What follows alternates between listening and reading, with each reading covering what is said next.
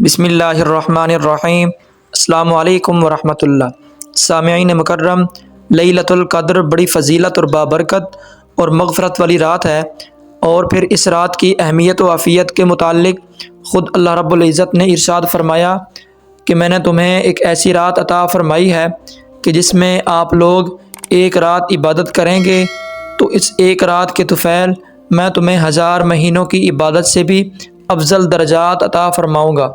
تو اس لیے سامعین مکرم، اس رات میں جہاں ہم دیگر اوراد و وظائف اور عبادات کا اہتمام کرتے ہیں، وہیں پر ان 2 رکعت نماز نفل کا بھی اہتمام لازمی کرنا چاہیے۔ تو وہ کون سی 2 رکعت نماز ہے؟ وہ ہے شکرانے کی نماز۔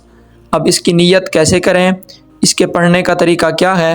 دیکھیے، سب سے پہلی بات تو یہ ہے کہ جب بھی انسان کو کوئی خوشی ملے، کوئی نعمت عطا ہو، تو اس کو اس نعمت پر اللہ کا شکر ضرور ادا کرنا چاہیے۔ اب یہ ہے کہ اللہ کریم نے ہمیں زندگی میں ایک مرتبہ رمضان کی سعادت سے مالامال فرمایا ہے، تو اس پر ہمیں اللہ کا شکر ادا کرنا چاہیے کہ یا اللہ، تو نے ہمیں موقع عطا فرمایا ہماری بخشش کرنے کے لیے، اس لیے اس پر ہمیں نماز شکر ادا کرنا چاہیے۔ اب نماز شکر کیسے پڑھیں؟ اس کے پڑھنے کا طریقہ کار کیا ہے؟ تو اس کے لیے سب سے پہلے تو نیت کرنی ہے۔ نیت اصل میں دل کا پختہ ارادہ ہے۔ زبان سے نیت کے الفاظ کہنا یہ شرط نہیں ہے۔ اگر زبان سے نیت کر لیں تو ٹھیک ہے، نہیں کریں تب بھی کوئی حرج نہیں ہے۔ زبان سے نیت کرنا چاہ رہے ہیں تو اس طرح سے کریں کہ میں نیت کرتا ہوں 2 رکعت نماز نفل شکر کی، واسطے اللہ تبارک و تعالیٰ کے، منہ میرا قبلہ کی طرف، اللہ اکبر۔ اس کے بعد ہاتھ باندھ لیں، پھر ثنا پڑھیں، سبحانک اللہم و بحمدک مکمل پڑھیں۔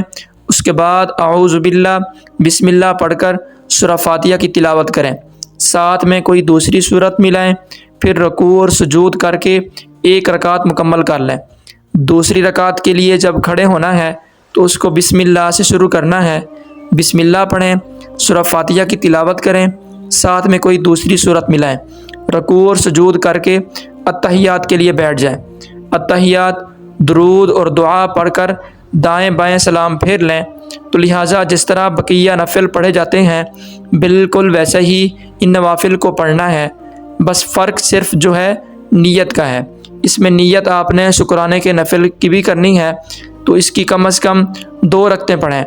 اب آخر میں یہ بھی سمجھ لیجئے کہ سجدہ شکر اگر ادا کرنا ہو تو وہ کیسے کرتے ہیں۔ تو اس کے لیے یہ ہے، آپ نے سیدھا کھڑا ہو جانا ہے، اللہ اکبر کہتے ہوئے سجدے میں چلے جانا ہے۔